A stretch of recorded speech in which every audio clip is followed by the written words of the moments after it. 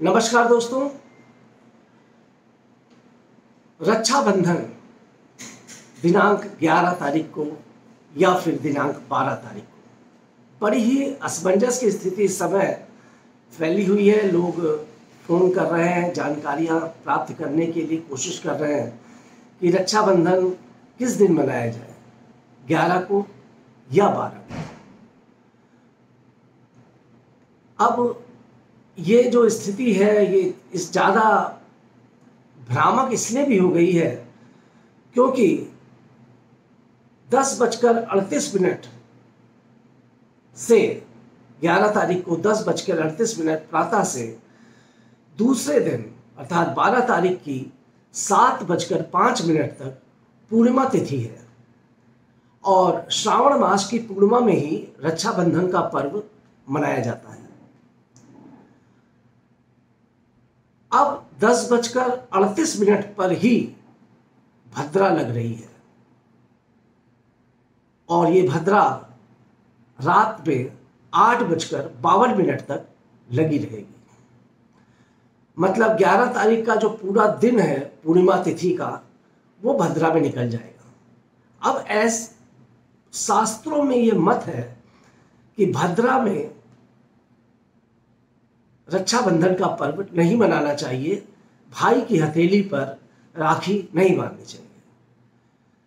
इसके पीछे एक पौराणिक कथा है कि रावण की जो बहन थी शूर्पणखा, उसने भद्रा में रावण को राखी पहनाई थी और आप सभी लोग जानते हैं कि रावण का अंत कैसे हुआ था।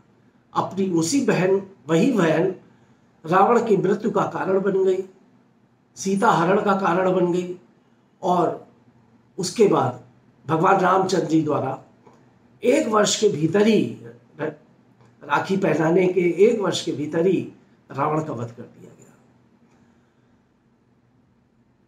इसलिए भद्रा में राखी पहनाना भाई को बहन द्वारा वर्जित माना जाता है। भद्रा कौन थी? भद्रा को शास्त्रों में बताया गया है, पौराणिक कथाओं में, कि शनि की बहन भद्रा थी और जब भद्रा की उत्पत्ति हुई उस समय एकदम से प्रलय आ गया, बहुत ज़्यादा भूचाल आने लगा, पूरी पृथ्वी तहस नहस होना शुरू हो गई। ऐसी स्थिति में ब्रह्मा जी ने भद्रा को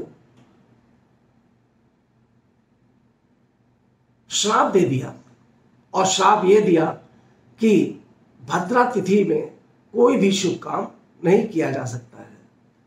तो ये जो भद्रा काल होता है, जिस श्रापित होने के कारण इस काल में आपका रक्षाबंधन का पर्व नहीं मनाया जाता है। बहनें भाई के हाथ में राखी नहीं बांधती है। इसी प्रकार आपने देखा होगा होली में भी भद्रा के समय में होलिका का दहन नहीं किया जाता। अब असमंजस की स्थिति ये है सबके सामने कि लोगों को बहुत दूर दूर से अपनी बहनों से राखी बंधवाने जाना पड़ता है। बहनें भी एक शहर से दूसरे शहर अपने भाई को राखी पहनाने आती हैं। तो ऐसे में क्या उचित है, क्या नहीं अनुचित है? 12 तारीख को जो बहुत से पंडितों का मत है कि 12 तारीख को उदया तिथि पड़ रही है और हमारे हिंदू शास्त्र में उदया तिथि को बहुत ही महत्व दिया जाता है। आप देखते होंगे आजकल त्यौहार 2-2 दिन होने लगे हैं और जन्माष्टमी जैसा पर्व भी हम लोग जब होता है तो ये 2 दिन पड़ जाता है। तो उदया तिथि पर ही जो पर्व होता है उस पर्व को मनाते हैं। परंतु यहाँ पर जो रक्षाबंधन का मामला है या मैटर है, इसमें स्थिति विपरीत है क्योंकि शास्त्रों में ये कहा गया है कि रक्षाबंधन उसी दिन होना चाहिए जिस दिन पूर्णिमा काल ज्यादा हो। अब 12 तारीख को तो सुबह 7:05 पर ही पूर्णिमा खत्म हो जाएगी, मतलब 1 मुहूर्त लग रहा है और यहाँ पर 3 मुहूर्त जो है, मतलब 3 काल पूरा रहेगा रक्षाबंधन के लिए। प्रातः सुबह से लेकर पूर्णिमा रहेगी और शाम तक पूर्णिमा रहेगी, रात तक पूर्णिमा रहेगी। तो इसलिए 11 तारीख को चूंकि पूर्णमासी का पूरा दिन पूर्णमासी रहेगी, अतः 11 को ही रक्षाबंधन का त्यौहार मनाया जाना उचित है। अब ऐसी स्थिति में आप लोगों को करना क्या है कि शाम के समय 8:52 के बाद और 8:52 से लेकर एक बहुत ही शुभ मुहूर्त है जो 9:49 तक है। ये बहुत ही अति शुभ मुहूर्त है। इस मुहूर्त में कोशिश करें कि आप लोग रक्षाबंधन का पर्व मनाएं, बहनें भाई की कलाई में राखी बांधें। इसके बाद भी 11:30 बजे तक आप रक्षाबंधन का पर्व बना सकते हैं। बस स्थितियां थोड़ी सी इस बार पलट होंगी। आप लोग सुबह नहा धोकर, बहनें पूरा दिन व्रत रखती हैं तो उनसे भी ये होगा कि भाई निराजल व्रत ना रहें, कुछ हल्का फुल्का खा लें इस साल की स्थितियों को देखते हुए, या जैसा भी उन्हें उचित लगे। और रात को ही रक्षाबंधन का पर्व मनाना उचित होगा। भद्रा काल में किसी भी तरह से मैं सलाह नहीं दूंगा कि राखी पहनाई जाए। और अगर किसी कारण से रात्रि के समय आप राखी नहीं पहनाते पाते हैं तो 12 तारीख के प्रातः 7:05 से पूर्व रक्षाबंधन का पर्व आप मना सकते हैं।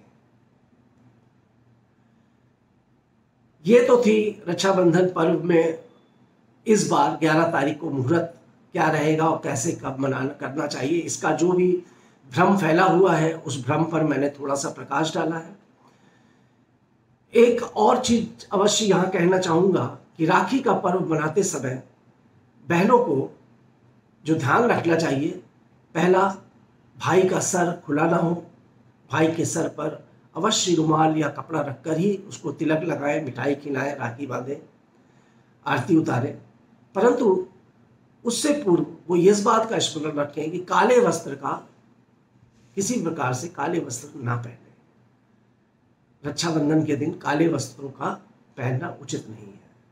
दूसरा, अपने भाई को राखी पहनाने से पूर्व अपने इष्ट देव को अवश्य राखी पहनाएं या राखी समर्पित करें।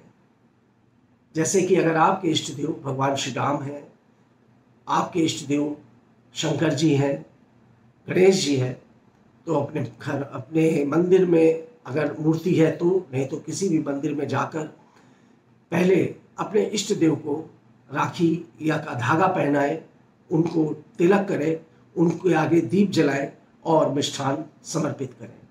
तदुपरांत ही अपने भाई की लंबी उम्र की कामना करते हुए, उसकी सुख शांति समृद्धि की कामना करते हुए अपने भाई को तिलक करें और उसकी रक्षा बांधें। और भाई को भी अपनी बहन को आशीर्वाद स्वरूप जीवन पर्यंत उसकी रक्षा करने का, उसका साथ देने का और हमेशा प्रेम और स्नेह और सौहार्द का वातावरण भाई बहन में बना रहे, ऐसा संकल्प लेने का विचार करना चाहिए। नमस्कार।